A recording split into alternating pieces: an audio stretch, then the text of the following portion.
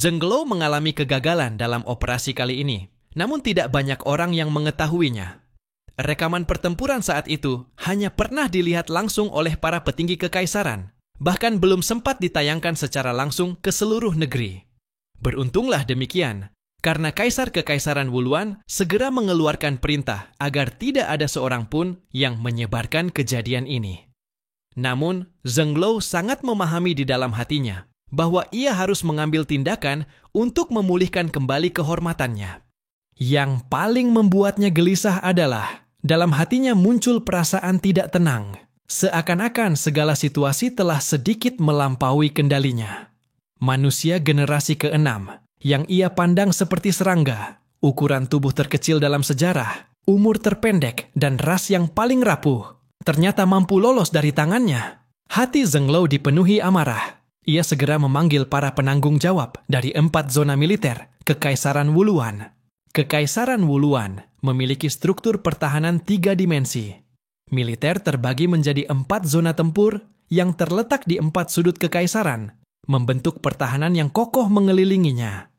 4 jenderal berpakaian zirah perak itu datang ke kantor Zhenglou. Di antara mereka ada satu sosok istimewa, Kepala Staf Angkatan Bersenjata, Bing Lihuan. Bing Lihuan adalah seorang perempuan dari ras manusia kadal, berkulit putih bagaikan salju. Usianya tidak terlalu tua, jika disetarakan dengan manusia baru berusia 50 tahun lebih, masih tergolong muda di kalangan bangsa kadal. Menurut rencana awal Zhenglou, Bing Lihuan adalah kandidat terbaik di matanya untuk dikawinkan dengan Pokong demi menghasilkan keturunan. Namun sekarang, lebih baik tidak dibicarakan.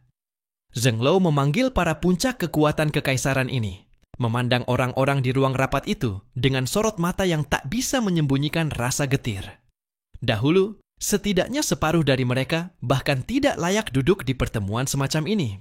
Namun, setelah perang besar menaklukkan negeri Huaxu, ditambah operasi penyergapan terhadap Zhang Yi yang gagal, kekuatan tempur para alien di jajaran tinggi. Kekaisaran Wuluan berkurang lebih dari setengahnya. Keadaan ini memang tidak baik. Zhenglou bergumam dalam hati dengan rasa sesak. Namun sekarang bukanlah saatnya untuk bersedih. Ia harus kembali bersemangat. Peristiwa kemarin sudah kalian semua lihat. Ini adalah hari paling memalukan dalam sejarah Kekaisaran Wuluan. Manusia di permukaan tumbuh dengan kecepatan yang mengkhawatirkan. Sudah mulai membuat kita merasa sulit untuk menghadapinya. Maka, menurutku kita tidak bisa terus menunggu. Kita harus menggunakan cara tercepat untuk melenyapkan manusia negeri Huaxu. Zhenglou menerima kekalahannya dengan cukup terbuka. Ia tidak mencoba membela diri. Sekarang aku ingin mendengar saran kalian.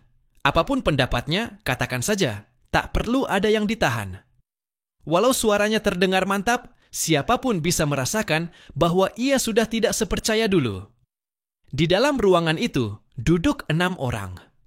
Selain dirinya, 5 orang lainnya saling bertukar pandang, memikirkan cara untuk memulai bicara. Bing Lihuan menyesap perlahan teh berwarna hijau di tangannya, lalu berkata, "Masalah terbesar sebenarnya bukanlah manusia, melainkan ras misterius yang berada di bawah benua itu." Yang lain mengangguk setuju dengan perkataannya. Kalau bukan karena kekhawatiran terhadap bangsa naga, mereka pasti sudah lama menaklukkan negeri Huaxu. Kepala Zona Militer Timur, Bang Mu, adalah pria dari ras kadal bertubuh tinggi kurus dengan 2 telinga panjang. Ia mengenakan alat bantu seperti kacamata di matanya. Setelah Bing Lihuan selesai berbicara, ia berkata, 10.000 tahun, lautan berubah menjadi daratan. Ratusan juta tahun, zaman berputar. Tidak ada yang tahu berapa banyak ras purba yang masih tersisa di planet ini. Dilihat dari penampilan mereka, sepertinya mereka hidup pada zaman yang sama dengan leluhur kita.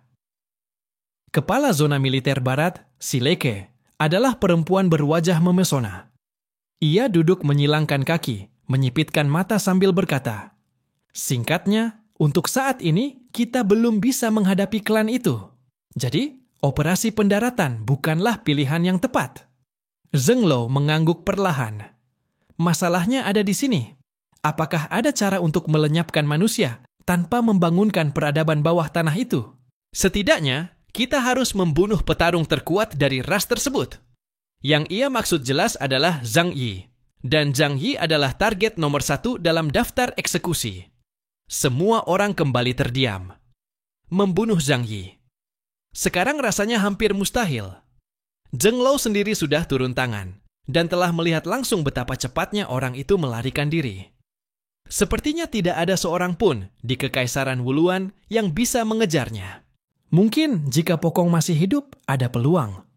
Bagaimanapun, Pokong adalah pengguna kekuatan ruang terkuat di seluruh Kekaisaran Wuluan. Sayang, ia sudah mati.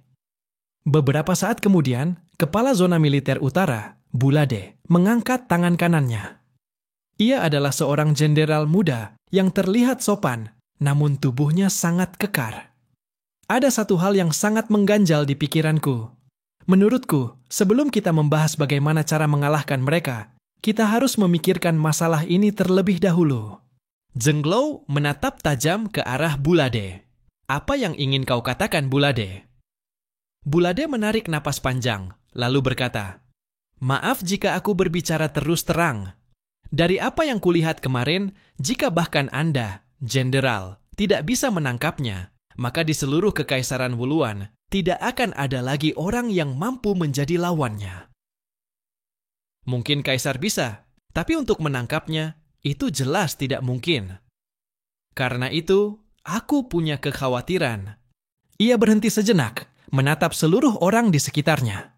Apakah kalian semua masih ingat, berdasarkan catatan sejarah, sekitar 800.000 tahun lalu, Kekaisaran Wuluan pernah mengalami bencana besar yang hampir memusnahkan seluruh bangsa kita?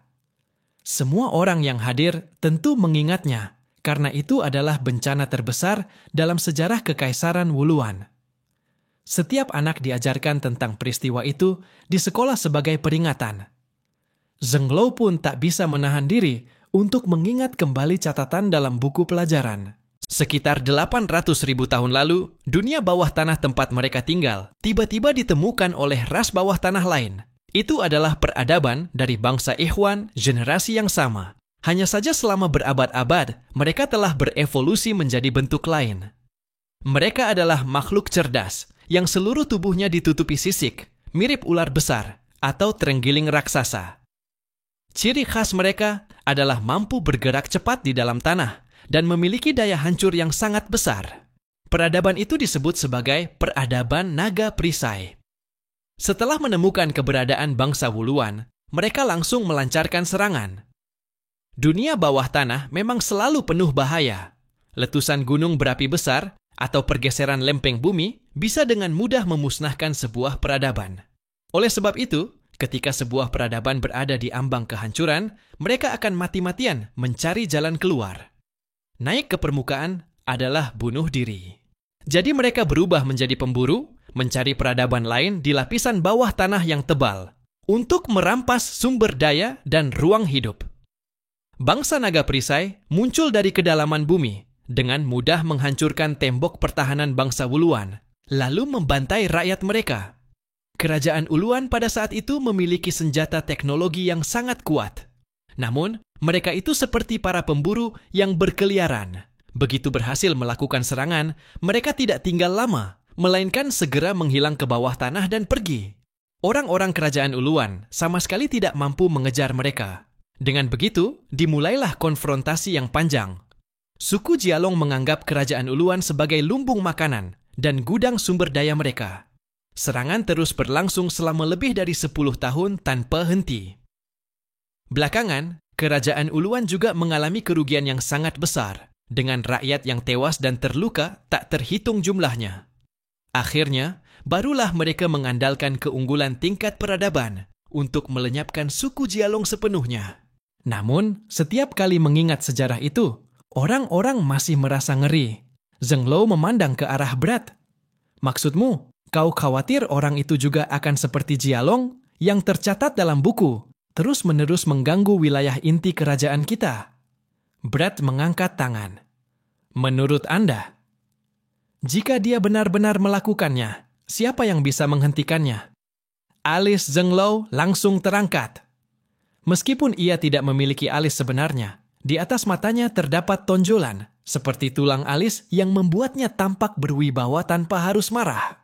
Dia tidak akan bisa masuk. Sistem pertahanan kerajaan Uluan sangatlah sempurna. Brad berkata, tapi sepertinya kemampuannya bisa mengabaikan sebagian besar hambatan ruang dan langsung masuk ke kota. Begini, saya beri contoh. Misalnya, dia langsung menyerbu ke istana kerajaan dan membunuh semua anggota keluarga kerajaan. Bahkan jika Anda tiba di tempat kejadian, apakah Anda bisa menangkapnya? Atau dia hanya perlu melakukan sedikit pemburuan, membunuh semua pejuang terkuat kita. Saat itu, kerajaan Uluan tentu tidak akan mampu memberikan ancaman pada mereka. Hal ini, menurut saya, benar-benar harus diwaspadai. Ia menyilangkan tangan, menatap Zheng Lo dan berkata, itulah sebabnya Anda sama sekali tidak boleh meninggalkan kerajaan. Selama Anda ada di sini, dia tidak akan berani menyerang. Tetapi, ujarnya dengan nada tak berdaya, jika Anda terus tinggal di kerajaan, kita tidak akan bisa memberikan ancaman yang cukup kepada negeri Huaxu. Ini benar-benar dilema. Analisis Brad membuat semua orang yang hadir menyadari betapa rumitnya masalah ini. Pokong dan Wakil Jenderal Zheng Lo telah tewas, dan di seluruh kerajaan, tak ada orang kedua yang mampu menandingi Zhang Yi. Sekarang Zhang Yi menjadi musuh yang membuat mereka pusing. Zheng Lo tiba-tiba menepuk meja dengan keras dan berkata dengan geram, masa kerajaan Uluan, kita harus tunduk pada sebuah negara manusia kuno yang remeh. Brad terdiam. Sebenarnya, dalam hatinya, ada beberapa hal yang tidak ia katakan, karena khawatir akan membuat Zheng Lo murka. Yaitu, meski kerajaan Uluan menguasai sejarah kuno, memiliki informasi dan keunggulan teknologi, serta mengerahkan seluruh sumber daya negara untuk membentuk Zheng Lo menjadi sekuat sekarang.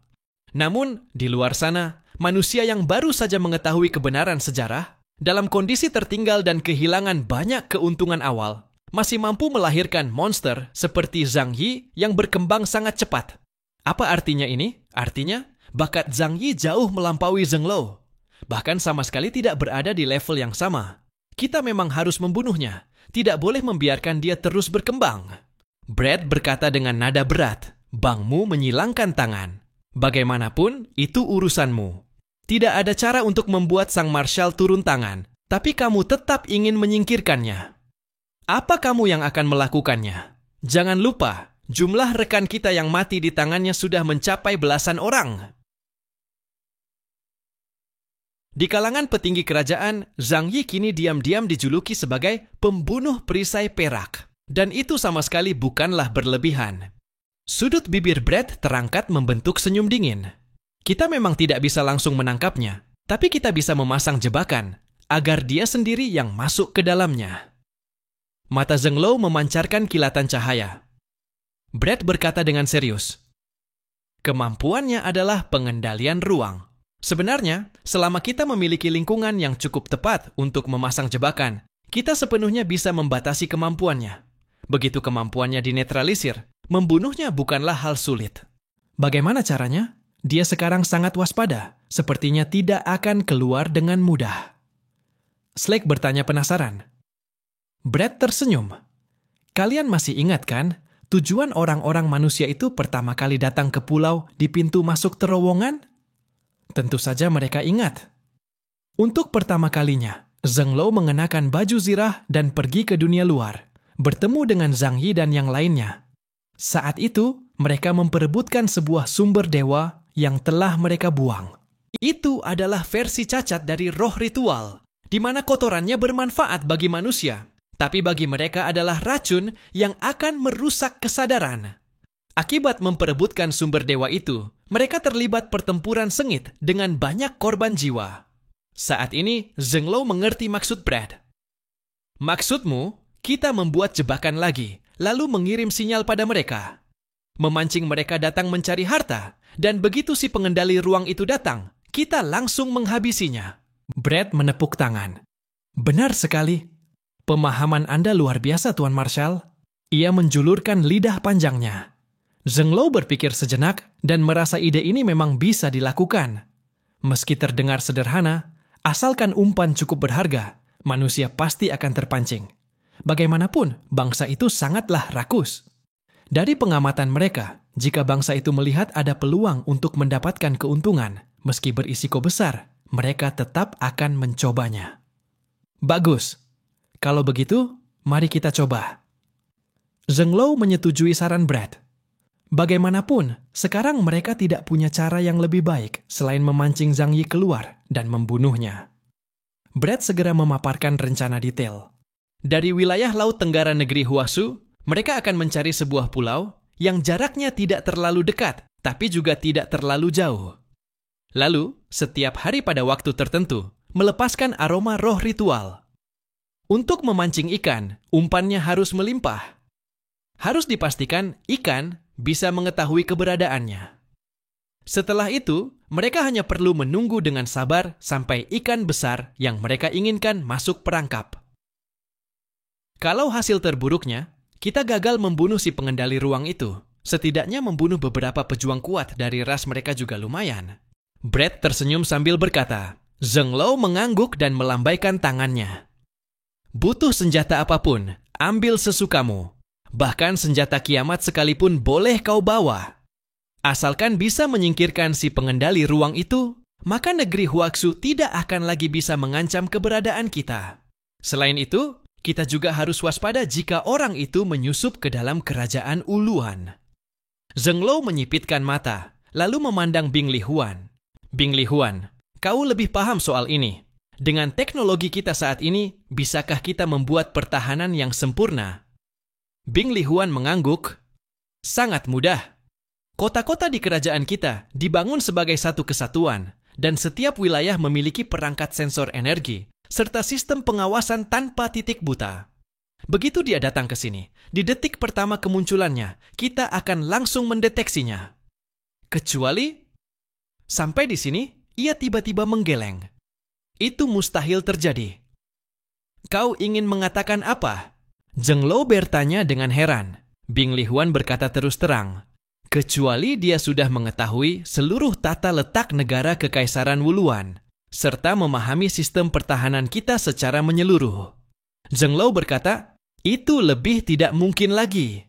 Bahkan para jenderal yang pernah ditawan sekalipun, mustahil membocorkan informasi apapun tentang kekaisaran. Aku sangat memahami kesetiaan mereka. Dalam hal ini, Zheng Lou memiliki keyakinan yang mutlak. Terlebih lagi, lawan yang mereka maksud, tidak ada yang mengira itu adalah negara Huaxu. Jika bukan karena kekhawatiran terhadap ras reptil cerdas generasi keempat yang hidup di bawah tanah, mereka pasti sudah melenyapkan negara Huaxu sejak lama. Brad malah balik bertanya, bagaimana jika di antara para alien pihak lawan ada yang mampu mengintip ingatan? Dahi semua orang di tempat itu semakin berkerut. Situasi seperti ini memang tidak sepenuhnya dapat mereka hindari. Mutasi tidak memiliki arah pasti. Tidak bisa diukur dengan standar apapun, dan tak ada yang bisa membayangkan peran macam apa yang mungkin muncul di antara umat manusia. Mereka pun mulai memikirkan, jika memang pernah ada prajurit Kekaisaran Wuluan yang membocorkan informasi internal Kekaisaran, bagaimana cara mengatasinya? Zheng Lou mengusap pangkal hidungnya. Mulai sekarang, tingkatkan status pertahanan keamanan Kekaisaran ini ke tingkat kedua. Tingkat kedua sudah merupakan level yang sangat tinggi. Sedangkan tingkat pertama hanya akan diaktifkan jika Kekaisaran Wuluan menghadapi krisis besar dan berada di ambang kehancuran negara. Meskipun Zheng Lou dan yang lainnya telah memikirkan berbagai kemungkinan, bahkan menyebutkan ancaman dari penyusupan Zhang Yi, pada akhirnya mereka tetap menyimpan rasa meremehkan terhadap manusia. Mereka sama sekali tidak percaya manusia dari negara Huaxu memiliki kekuatan atau keberanian yang cukup untuk masuk ke dunia bawah tanah dan bertarung habis-habisan melawan Kekaisaran Wuluan. Tindakan ini hanya dilakukan demi kehati-hatian, maka Brad diperintahkan untuk menyiapkan perangkap semacam itu. Tak seorang pun di Kekaisaran Wuluan tahu bahwa perang akan segera tiba, karena kedua belah pihak sudah menyiapkan rencana masing-masing. Namun, di luar sana, Kekaisaran Wuluan masih terlihat dalam suasana kemakmuran. Orang biasa tidak mengetahui apa yang terjadi di dunia luar. Sebab, terlalu banyak tahu justru akan memicu kepanikan. Hanya saja, dalam 3 bulan terakhir, jumlah wajib militer meningkat secara signifikan. Para manusia kadal yang memiliki bakat mutasi luar biasa juga mendapatkan perlakuan yang lebih istimewa. Selama menunjukkan kemampuan yang cukup menonjol, mereka bahkan bisa masuk ke sekolah khusus yang biasanya hanya menerima anggota keluarga kerajaan. Di wilayah Komando Militer Timur, Kekaisaran Wuluan, Komandan Korps ke-32, Huan Yi, baru saja mengakhiri rapat operasi militer. Setelah komandan wilayah mereka kembali dari markas besar militer, ia segera memanggil seluruh pejabat menengah dan tinggi di distrik militer timur untuk menyampaikan perintah dari Panglima Besar Zheng Luo agar mereka memperketat pengawasan. Huan Yi sangat paham alasan dibalik perintah ini. Sekitar setengah tahun lalu, ia masih seorang ajudan yang mengikuti komandannya memimpin satu korps. Namun, dalam perang melawan manusia, komandannya tewas di medan tempur, sehingga ia yang memiliki kekuatan setara kendaraan tempur berat menggantikan posisi tersebut. Hati Huan Yi terasa sangat gelisah, karena perang bisa pecah kapan saja. Meskipun ia tidak menginginkan perang, sebagai seorang prajurit, saat waktunya tiba, ia harus maju. Setelah menyampaikan perintah atasan, sekitar pukul 10 malam, ia pulang ke rumah dengan tubuh yang letih. Saat membuka pintu, rumahnya gelap gulita. Namun, Huan Yi merasakan ada sosok berdiri di bayangan di depannya. Senyum tipis muncul di sudut bibirnya. Dengan perangkat pintar, ia menyalakan lampu, dan terlihatlah seorang gadis kecil kadal yang manis mengenakan piyama, memeluk boneka kain, menatapnya dengan mata besar yang berkedip-kedip, tampak sangat menggemaskan. Bertahun-tahun lalu, Huan Yi bercerai dengan istrinya karena sibuknya pekerjaan. Tingkat perceraian manusia kadal sangat tinggi, karena umur mereka yang bisa mencapai lebih dari 200 tahun. Sedangkan keretakan hubungan suami istri biasanya terjadi dalam waktu 7 tahun. Rata-rata, setiap manusia kadal memiliki sekitar 5 pasangan dalam hidupnya. Namun, Huan Yi tidak terlalu mempermasalahkan hal itu, sebab putrinya tetap tinggal bersamanya. Setiap kali pulang dari tugas militer dan melihat wajah imut putrinya, itulah momen terindah dalam hidupnya. "Shally, sudah malam. Kenapa belum tidur? Sedang menunggu ayah, ya?" Huan Yi membuka kedua tangannya, berjalan menuju putrinya. Sejak bercerai, meski merasa kembali bebas dan malas mencari pasangan baru, ia tetap merasa bersalah karena putrinya tumbuh tanpa kasih sayang seorang ibu. Nanti setelah perang selesai, ayah akan mencarikan seorang ibu untuk Shally. Huan Yi mengangkat Shally ke dalam pelukannya. Namun, setelah memeluknya, ia segera merasa ada yang tidak beres. Ia tidak tahu pasti apa yang salah, tetapi sebagai ayah yang sangat mengenal putrinya, perbedaan sekecil apapun bisa ia rasakan. Sayangnya, saat ia menyadarinya, sudah terlambat. Dari tubuh Shally, tiba-tiba keluar kabut tebal berwarna abu-abu kehitaman, seperti debu yang membungkus seluruh tubuhnya. Mata Huan Yi melebar, namun belum sempat berteriak, kabut itu sudah menyusup melalui 7 lubang di kepalanya. Kabut hitam itu menutupi seluruh tubuh mereka. Tatapan Shally menjadi kosong, lalu seluruh tubuhnya berubah menjadi kabut hitam dan masuk ke tubuh Huan Yi. Beberapa detik kemudian, tubuh Huan Yi berhenti bergerak dan kabut itu sepenuhnya menyatu ke dalam dirinya. Ia menjulurkan lidah panjangnya, menjilat bibirnya, seolah baru memakan sesuatu yang lezat, dengan wajah yang menunjukkan kenikmatan luar biasa. Benar saja, datang ke sini adalah keputusan yang tepat. Di sini banyak sekali makanan lezat, sungguh nikmat. Ayah, aku kan selalu menuruti katamu. Manusia tidak boleh dimakan sembarangan, nanti sakit perut. Tapi para kadal besar ini jauh lebih lezat daripada manusia yang pernah kau berikan padaku dulu. Mata kadal itu berkilat penuh tawa, kedua tangannya menutupi pipi dengan ekspresi puas. Dan sosok ini bukanlah orang sembarangan. Ia adalah Juyu, yang dulu menyusup ke Kekaisaran Wuluan melalui lembah kabut Pulau Bintang, Nubah. Juyu, sang yang mati lalu hidup kembali, memiliki kekuatan yang bahkan lebih hebat daripada Ye Kongye. Profesor Li Lingsue telah mengembangkan potensinya di laboratorium, sehingga ia bisa hampir tanpa batas menyerap kemampuan semua alien. Kekuatannya bukan hanya meniru, tetapi juga menyusup, merampas tubuh, energi, dan ingatan orang lain. Dengan cara ini, di pusat kekuatan terbesar Kekaisaran Wuluan, markas militer, ia telah menelan banyak alien peringkat tinggi. Setiap kali menelan seseorang, ia dapat meniru wujud mereka dengan sempurna. Karena memiliki ingatan korban, nyaris mustahil membedakannya dari aslinya. Huan Yi adalah alien peringkat Epsilon pertama yang ia telan. Mari kita lanjutkan.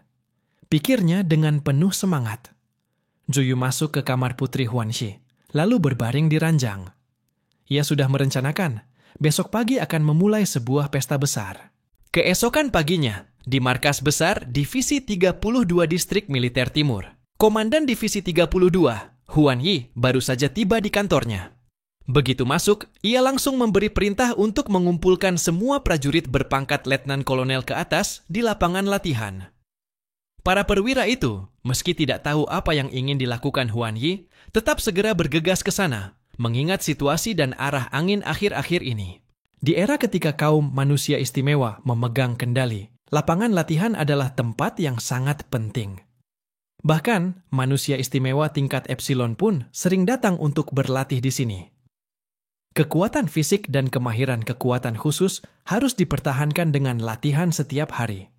Begitu lengah, kemampuan mereka di medan perang akan menurun drastis. Ratusan perwira telah berkumpul di sini, saling memberi salam ketika bertemu. Ada urusan apa kita dipanggil ke sini hari ini? Tidak tahu, aku juga penasaran. Biasanya rapat di ruang rapat, tapi ini malah di lapangan latihan. Jangan-jangan komandan mau memberi kita pelatihan khusus? Hahaha! Kau jangan bercanda. Kita tidak tahu kapan akan dikirim berperang. Coba ingat orang-orang yang dikirim sebelumnya. Lapangan latihan itu sangat luas, sehingga ratusan perwira berkumpul pun tidak terasa sesak. Mereka adalah para manusia istimewa terkuat di Divisi 32. Bahkan ada satu wakil komandan yang kekuatannya sudah mencapai tingkat tank putih. Di panggung tinggi di depan lapangan latihan, Huan Yi bersandar di pagar, memandang ke bawah. Matanya menyapu semua orang yang ada, sambil mengingat data mereka di dalam kepalanya. Mars, Siskiku, Kuris. Semua ini adalah manusia kadal, dengan indeks kekuatan khusus di atas 9.800 poin. Bagus sekali.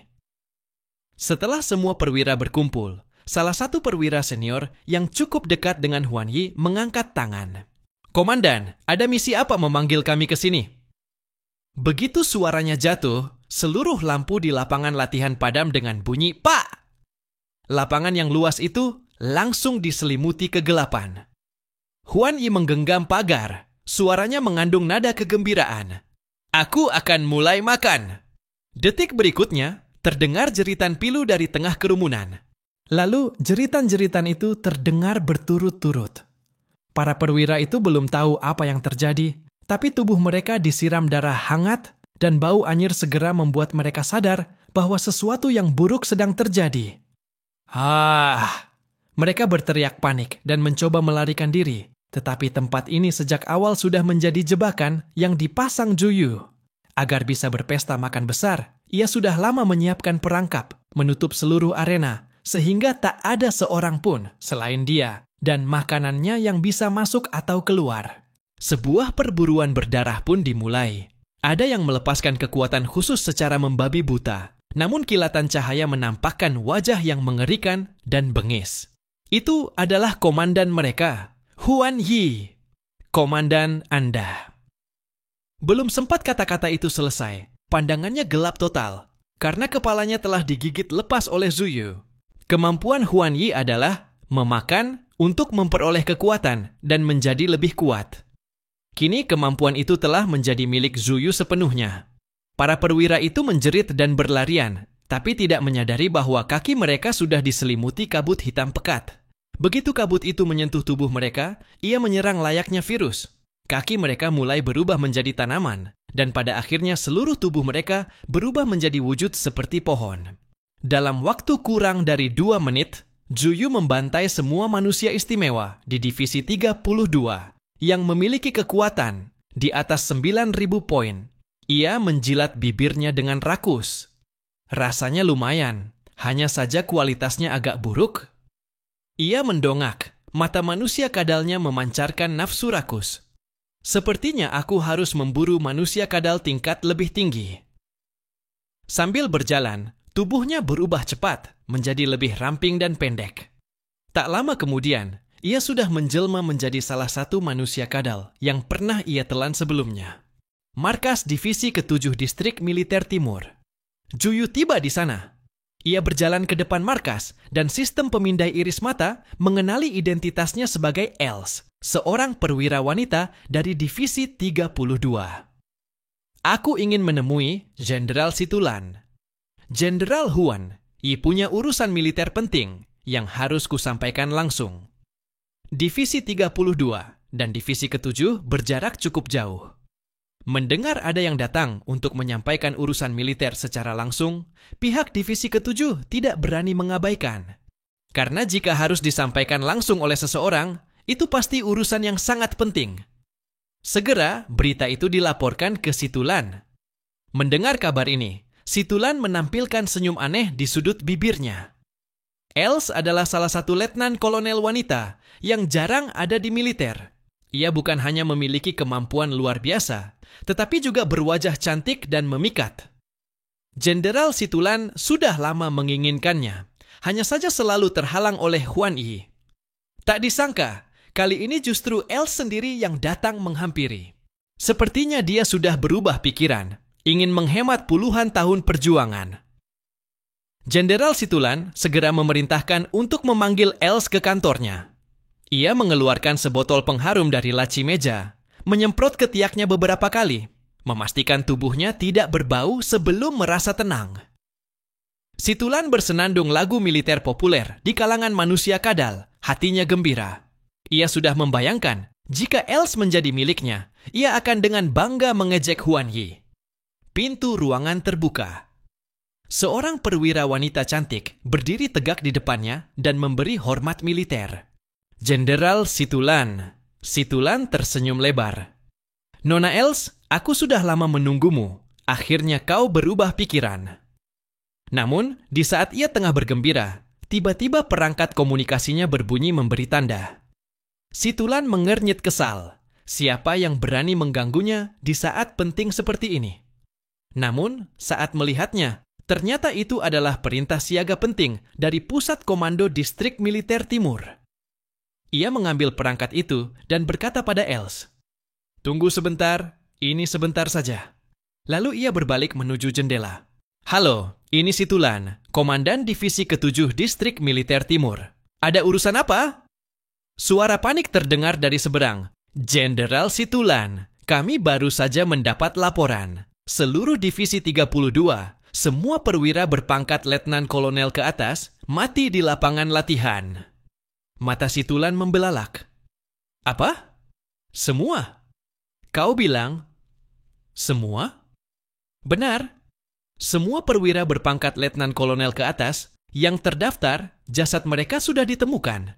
Situlan langsung menyadari sesuatu.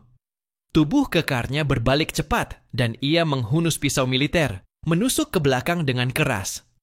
Tapi sudah terlambat. Saat ia berbalik, Zuyu sudah melayang seperti hantu tepat di hadapannya. Dengan kuat, ia mengepalkan tinju pada tubuh Situlan yang sudah diperkuat kemampuan khusus. Pengendalian darah. Tubuh Jenderal Situlan, seperti kantong kulit berisi cairan biru, langsung meledak akibat tekanan itu.